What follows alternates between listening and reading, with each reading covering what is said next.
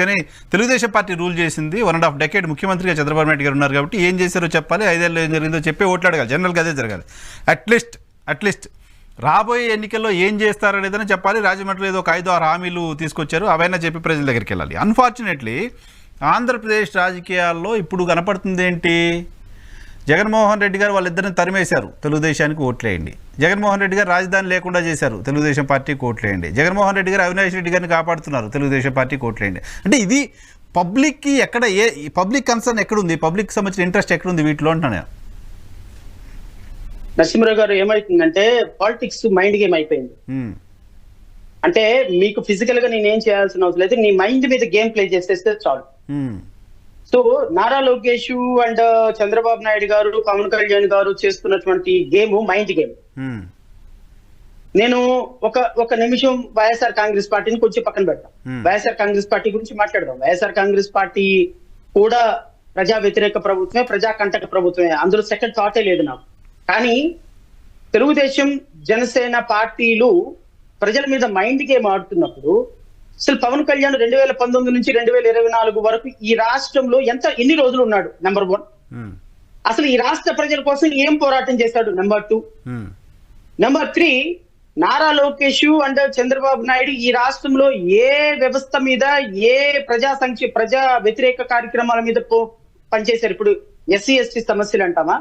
ఇప్పుడు SC ST సమస్యల్ని కోడికత్తి శ్రీనివాస్ కేసుని రోజు తీసుకొని గవర్నర్ దగ్గరికి, ఇంకొక దగ్గరికి వెళ్తున్నారు. ఒక గంట ఒక చంద్రబాబు నాయుడు గారు అరెస్ట్ అయితే గంటకి ₹1,00,00,000 ఇచ్చి 10 మంది లాయర్లు దింపి కొన్ని 100 కోట్లు ఖర్చు పెట్టి మీకున్న స్థాయిలో మీరు లీగల్ గా ఫైట్ చేశారు. కోడికత్తి శ్రీనివాస్ విషయంలో మీరు ధర్నాలు చేస్తున్నారు, రాస్తారోకోలు చేస్తున్నారు, గవర్నర్ దగ్గరికి తీసుకెళ్తున్నారు, వాళ్ళ చేత ప్రెస్ మీట్లు పెట్టిస్తున్నారు. ఒక లాయర్ ని పెట్టి ఆ కేసు ఆర్గ్యూ చేయించాలి అన్న కనీస ఇంగిత జ్ఞానం లేని తెలుగుదేశం పార్టీ ఈ అంశాన్ని రాజకీయంగా వాడుకుంటుంది. There is no practicality. ఒక లాయర్ ని పెట్టి హైకోర్టులో వాళ్ళకున్న టీమ్ లాయర్స్ ని పెట్టి అక్కడ ఆర్గ్యూ చేయిస్తే కేసు బెయిల్ వస్తుంది. But they will not do it.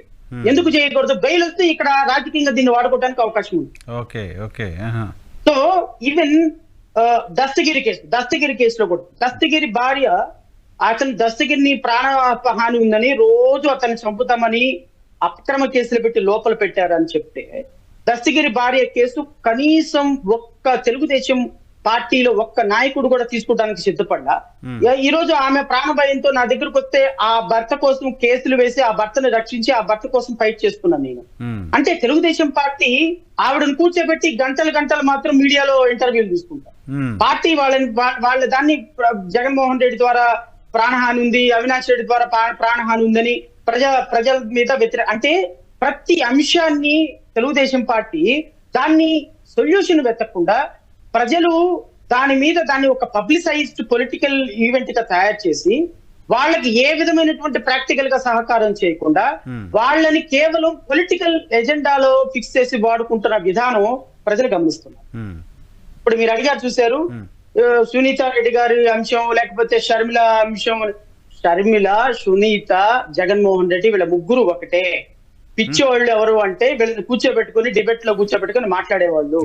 రేపొద్దున షర్మిలకి ప్రాపర్టీస్ సెటిల్ చేస్తానంటే షర్మిలకి 5 నిమిషాల్లో విషయం సమసిపోతుంది సార్. వాళ్ళ పెళ్లికి మిమ్మల్ని నన్ను పిలవలా, పెళ్లికి వాళ్ళ అన్నయ్యని పిలుచుకుంది వెళ్ళి, వాళ్ళ అన్నయ్యని స్పెషల్ గా ఇన్వైట్ చేసింది. రేపొద్దున మాట్లాడుకునేది వాళ్ళే. రేపొద్దున వాళ్ళ హస్బెండ్ తోటే ఈయన మాట్లాడి, చెల్లెమ్మ నీ ప్రాపర్టీ నీకు ఇస్తానంటే 5 నిమిషాల్లో సెటిల్ అయిపోతాయి ఇష్యూస్. ఇదంతా కూడా పొలిటికల్ ఎజెండాలో ప్రజలను పిచ్చి వాళ్ళని చేయడానికి ఆడేటువంటి ఒక డ్రామాలే తప్ప నరసింహరావు గారు, వీళ్ళు ఎవ్వరికి కూడా ప్రజలకి మంచి చేద్దామన్న ఆలోచన లేదు. వాళ్ళ మీద వీళ్ళు, వీళ్ళ మీద వాళ్ళైనా అంతే.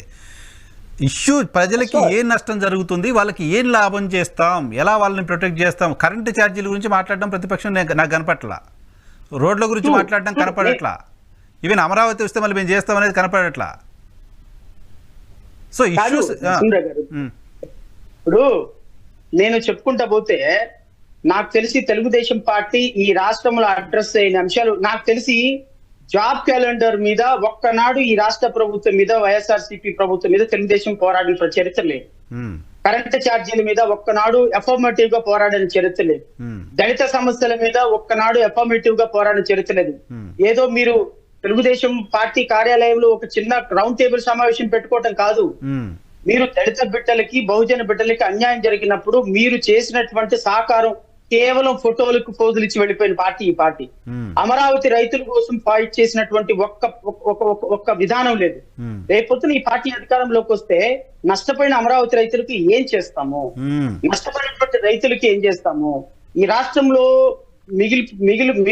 ఈ రాష్ట్రంలో అమరావతి రైతులకు జరిగిన అన్యాయాన్ని ఎలా కాంపన్సేట్ చేస్తాము, దళిత బిడ్డలకు జరిగినటువంటి అన్యాయం ఎలా కాంపన్సేట్ చేస్తాము, ఈ రాష్ట్రంలో జరిగినటువంటి నిరుద్యోగుల పరిస్థితి ఏంటి, ఉద్యోగుల పరిస్థితి ఏంటి, వీళ్ళని ఎలా కాంపన్సేట్ చేద్దామనే దాని మీద ఏ విధమైనటువంటి పోరాటం ఉండదు, ఏ విధమైనటువంటి మాట ఉండదు. కేవలం అంటే జగన్మోహన్ రెడ్డి దురదృష్టకరమైన పరిపాలన ఉంది కాబట్టి మాకు ఓటైంది, మా ఎబిలిటీ కాదు, మీ వీక్నెస్ మా స్ట్రెంగ్త్ వాళ్ళు తప్ప మా స్ట్రెంగ్త్ ఏం లేదు ఇక్కడ. మేము ప్రజల కోసం ఏం ఫైట్ చేయం, మేము ప్రజల కోసం జగన్మోహన్ రెడ్డి దురదృష్టకరమైన పరిపాలన మాకు ఓటైంది. ఎందుకు వేయాలి మీకు పోనీ? నేను ఇంకోటి కూడా అడుగుతా, మీకు ఓటేసినప్పుడు ఏం పీకారు? మీకు ఓటేసినప్పుడు ఏం పీకారు? ఈ రాష్ట్రాన్ని 5 సంవత్సరాలు మినిస్టర్ గా ఉన్నారు, 4 సంవత్సరాలు మినిస్టర్ గా ఉన్నాడు నారా లోకేష్. మినిస్టర్ అంటే is equal to chief minister. At the time acting CM and constitution పరంగా కూడా doesn't make any sense minister and chief minister, because overall government cabinet is responsible. ఈ పరిస్థితుల్లో ఈ రోజున ఆంధ్రప్రదేశ్ రాష్ట్రం గత 2014 నుంచి 19 వరకు వీళ్ళు ఓడబొడిచింది ఏంటి చెప్పండి?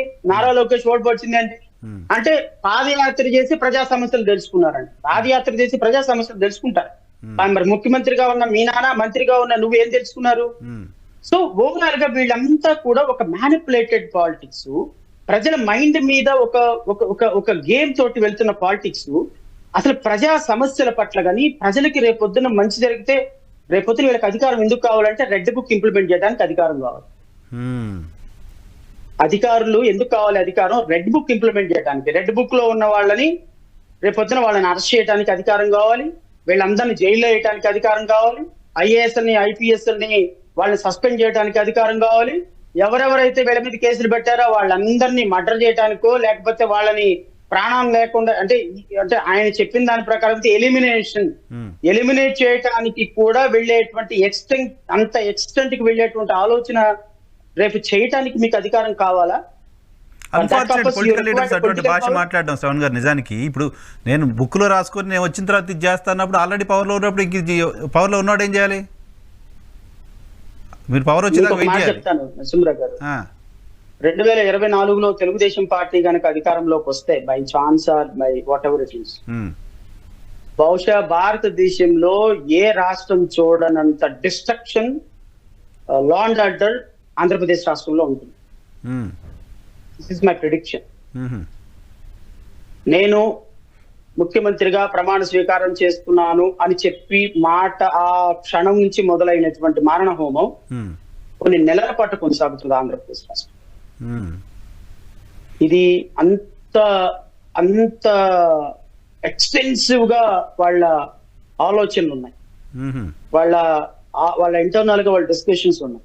సో ఖచ్చితంగా ఇది అసలు నాకు తెలిసి వైఎస్ఆర్ కాంగ్రెస్ పార్టీ ఒకవేళ తెలుగుదేశం గనక అధికారంలోకి వస్తే వైఎస్ఆర్ కాంగ్రెస్ పార్టీ జెండా పట్టుకునేవాడు మొదటి 2 సంవత్సరాల్లో మనకు కనపడ్డ ఆంధ్రప్రదేశ్ రాష్ట్రం. You take my note. అంత లెవెల్లో వీళ్ళు అధికార దుర్వినియోగానికి సిద్ధపడి ఉన్నారు. వాళ్ళ దే రిక్వైర్డ్ పవర్. సో నాకు తెలిసి వీళ్ళకి అధికారం రేపు కోరుతుంది, ప్రజల దగ్గర నుంచి అధికారం కోరుతుంది, ప్రజలకు మంచి చేద్దామని అయితే మాత్రం కాదు, వాళ్ళ రివెంజ్ పాలిటిక్స్ కోసం అధికారం కావాలి అని భావిస్తున్నారు అనేది మా పార్టీ